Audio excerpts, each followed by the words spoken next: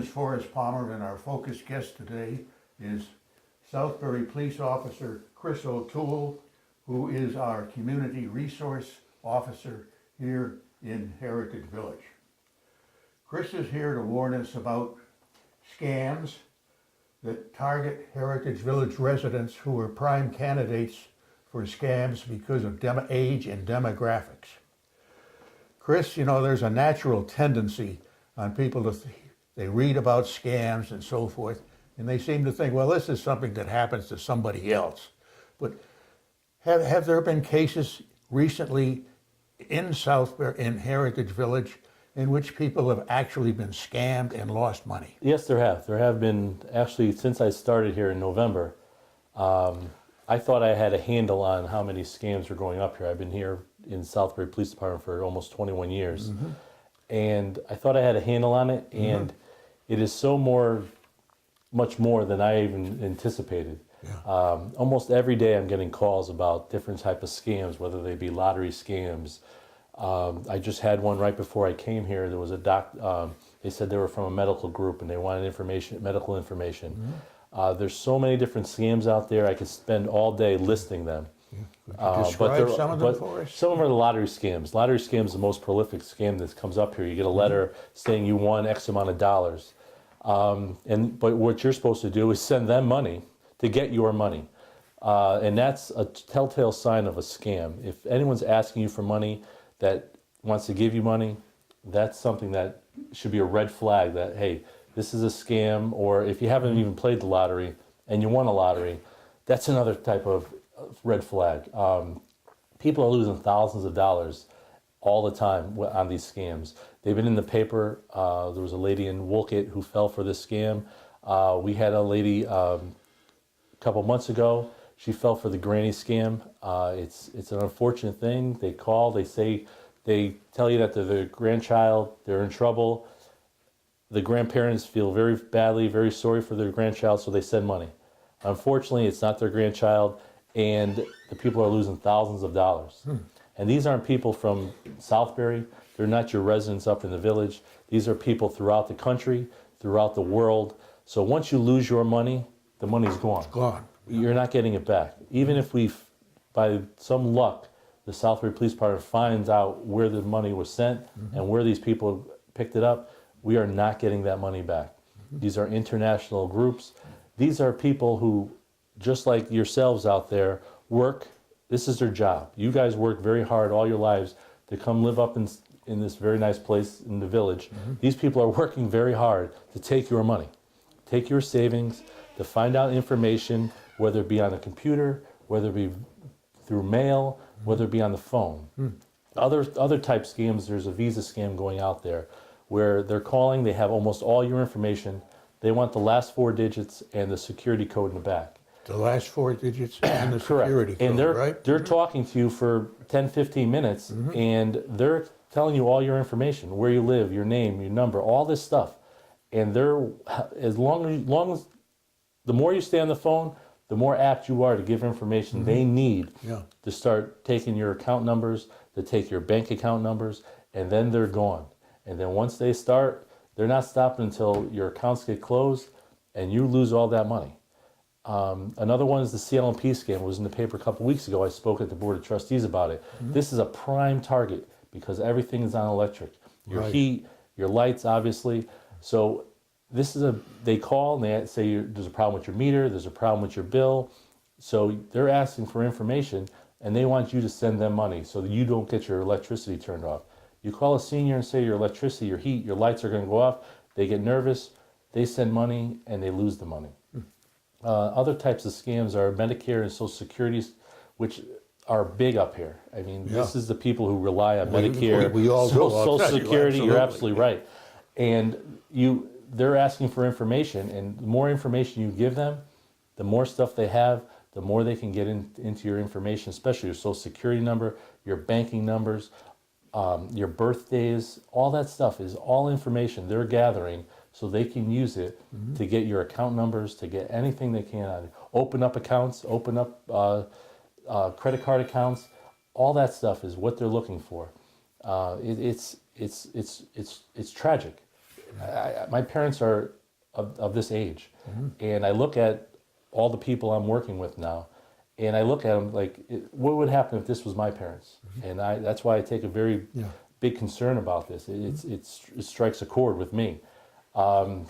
There's, like I said, there's so many scams I can go on and on about them, but what I can tell you is what you should not do is should not give any of your information over the phone, over the computer, unless you know who you're giving this to. Someone calls you, hang up. If they call from Visa, they call from CLMP, they call from Social Security, anywhere they call, hang up the phone, look up the number yourself, you're on your back of your credit card, in the phone book, call them directly. You make the initial call. If there's an issue, then deal with the issue with the people you know who you're calling. That's the main thing. If it sounds too good to be true, like these lottery scams, it is. You didn't play the Canadian lottery. You didn't play the Nevada lottery. You didn't win money. And people are asking you money to give money. It's a recipe for disaster. That's all I can say. I had a lady years ago lose $9,000 on one of these scams. And it's, you think you're getting something, they may send you a bank check. Bank checks are good if they're not fraudulent. Once you bring that bank check to the bank is obligated by law to keep those funds available for you. So you spend that money, 3, 4, 5 days later, they're coming back, the bank check's bad. You're out that money. The bank does not have to recoup that money for you. It's not like other type of things where your debit card, they may give you back some of that money. You're not getting that money back. So you've worked very hard all your lives to live in a nice place, to build a nest egg so you can, your retirement home. You don't need to lose it in a blink of an eye. And that's what it is. It's in a blink of an eye. I'm thinking many of us have caller ID on our phones. So if we get a call from one of these scammers, what would show up on our caller ID? Have you any idea? It could be anything. It could be they open up businesses where there's an office. So what they're going to do is they'll say, okay, call me back at 1-800, whatever the number is. You call back, they're going to answer the phone, Visa or Medicare or Social Security. Right. I mean, like I said, this is their job. It's all planned. But once they start getting money, then they move. So now if after months of investigation, we find a place, we go there, the place is empty. So there's no way to find where these people are going. Yeah. I mean, it's an elaborate scheme. Most of it is international. There used to be the Nigerian, I'm sure they're still in effect, but the Nigerian scams were big. The Philippines, they're coming out of. Yeah. The Middle East, they're trying to get all this information. And they're sitting at computers, they're sitting at phones, they're making calls. And this is a prime target, Heritage Village, for this type of activity. That's because we're a prime target because of our ages and Age. and we have people who are living alone. Correct. And you're talking to people in your generation. You trust people. People call you and they say there's an actual problem. You want to get to the bottom of it. Yeah. But unfortunately, that's why they're preying on you. And the more that they're successful, the more they're going to prey. I get, like I said, I get things almost every day, calls, letters from all these scams, all these. I have a book. I'm filling up my book. I may need a new book now, but it's unbelievable how much it's going on up here, and I'm sure I'm just at the tip of the iceberg of how much activity is actually going on here. Please contact me. All that information I document. I'm building a file so I can get all this information out. I appreciate the opportunity to come to Focus and I've been on, this will be my 3rd time, get the information out there. It reaches a broader audience than what I can actually do. I talk at different condo meetings. You guys can call me. I'll come to your condo meeting. I'll explain this more in detail, but I appreciate the time. I just want everyone to know if it sounds too good to be true, it is. And please do not give any of your information over the phone or over email. You initiate the call. You initiate the contact. You know who you're contacting. There's a lot of scams with donations, whether it be police associations or stuff like that. We send out a letter every year because we do a lot of donations, but I'm getting I got a call from this one, I got a call from that. If you want to donate, walk down to whoever and hand them a check. Go to the places that you're giving the check to or you're giving the cash to, whatever. Don't send your money away. You don't know who you're sending it to. You don't know what these people are doing with it.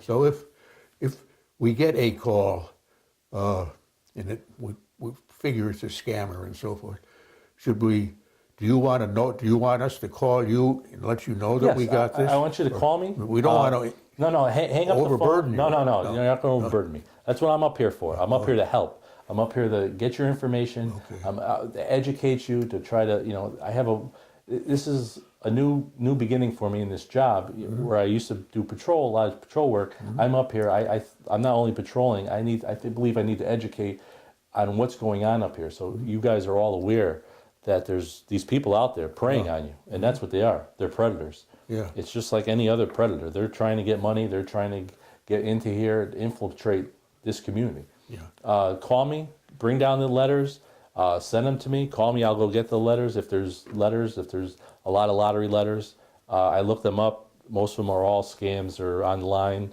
If you go online and Google, if you use the computer, just type in what the sweepstakes was, and it'll come up. It's a known scam. But please do not send any of your money away. Don't give any of your money. You didn't win the lottery. Play the Powerball or whatever other lotteries we have here. But if you're getting letters about lotteries, almost 99.9% of the time they're a scam.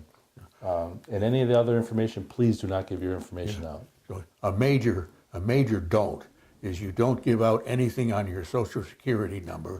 No, You don't please. give out any numbers on your credit cards. No, any Yeah. type of personal Right. information, credit card, And nothing Social on your Security, banks. banking information, router numbers, any Yep. of that stuff, birthdays. This is all stuff they can Birthdays? get. Yeah, anything, any Yeah. type of personal information. You get a call, the best thing to do is hang up. That's all you can do. Yep. Don't engage them. Don't think you're playing it. Okay, I'm going to keep going on with these people. Yeah. The more information they're pulling, this is what they do. Yeah. They pull information out of you. You may not think you're giving them information, but you could be giving some vital information, and you don't even know it. And you hang up the phone and say, "Hi, I got them," but in reality, they're getting you. Yeah. And the more you're on there, the more they're convincing. They're they're con artists. Yeah. The old type of con artists that work. The streets. Yeah. They're on phones now. They can Phones hit a and computers. wider Yeah. audience. Yeah, absolutely. All right. Well, I think that you've covered a great deal of ground I here. hope I did. And I hope that people out in Heritage Village are going to be more and more careful about this, because as you have emphasized, we in Heritage Village are prime candidates. Correct. Because of our age, because of our livelihoods and so forth. So we're going to trust you to help us, and Thank you very much. and I we appreciate will it. report anything we hear to you. Thank you very much. I appreciate it. Good. And please watch out. That's all I can say. Thank you very much, Chris. Thank you.